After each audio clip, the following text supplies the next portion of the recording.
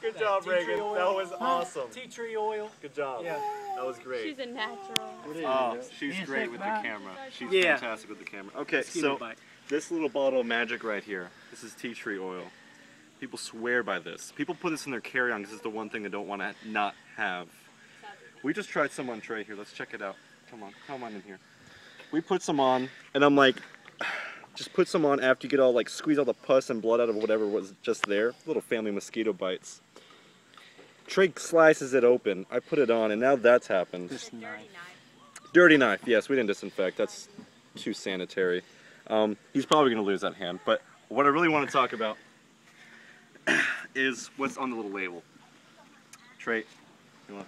If you're not familiar with it, you pick it up in the store and you want to know, what does this smell like? Yeah. Well, they list it on the label. The aroma is potent, it's warm, and it's spicy.